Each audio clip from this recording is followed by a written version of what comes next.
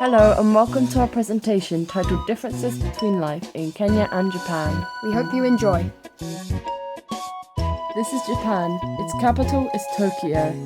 Japan's mainland is very mountainous, so therefore people must live in the coastal area. The country is very well known for its distinctive culture and fascinating biodiversity. It is a highly developed MEDC and one of the leading countries in technological research. Kenya, on the other hand, is extremely different. It is located in East Africa and its capital is Nairobi. Although the landscape is barren, the diversity in animals is vast and very different to where we live. It's an LEDC and the country's income is surprisingly low. The area's biome mainly consists of a lot of dry grasslands, but it also has many mountains dotted throughout.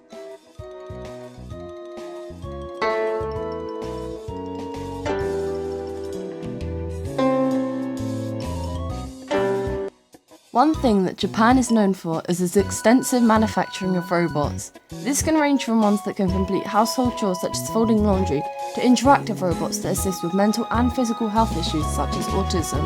There is even a hotel in Japan run almost entirely by these human-like machines. On average, each major robot made costs around £7,000, not including shipping or construction charges. Considering how many robots are produced each year, it is easy to tell that Japan is an incredibly rich country. It is also really famous for its amazing game companies such as Nintendo, creators of Pokemon, Legend of Zelda and Mario, and Bandai Namco, who produce Pac-Man, Tekken and Digimon. These video games have influenced different views about Japan.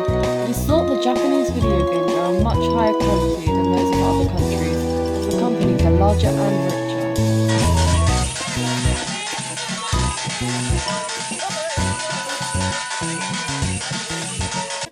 Kenya is a very poor country and nowhere near as advanced as Japan. It has massive slums with hundreds of thousands of unfortunate residents living in them. The biggest slum is Kibera. In fact, it's the largest one in Africa. On the last count, there were about 200,000 people living in these awful conditions. What makes these slums so bad is the fact that it's so easy for disease to spread and develop from person to person. The houses are terribly made and sewage runs through the streets with almost no police force to stop robberies and thefts, which are only caused by the need for money in this horrible environment. People of all ages are forced to live like this, although with limited income for healthcare, there will be many less older residents.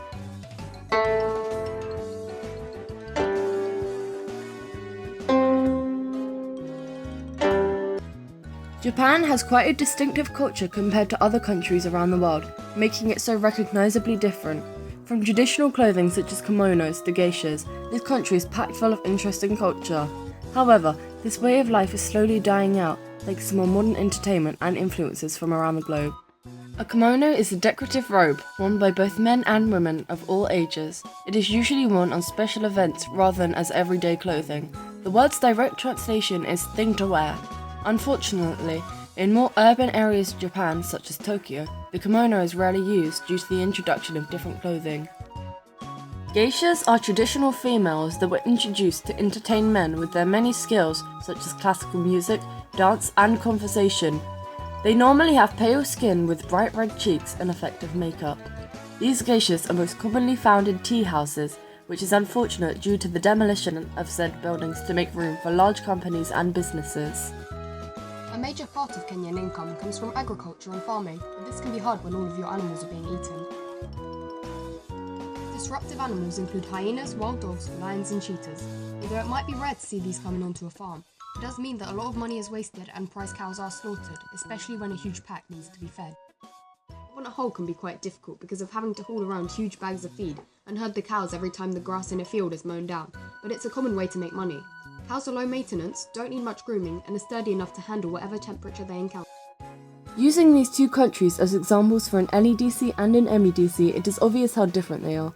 Whilst one country is full of technology and endeavours to further the world research, the other is struggling to get by and yet still provides us with necessary resources. Japan's share of tertiary or quaternary jobs is high, 69.1%, with only 4.8% primary. Kenya's roles are reversed though, with only around 60% of jobs belonging to the primary sector and roughly 25% of all jobs being tertiary or quaternary. The average person's life in each area would be drastically different due to the much lower income in a Kenyan household.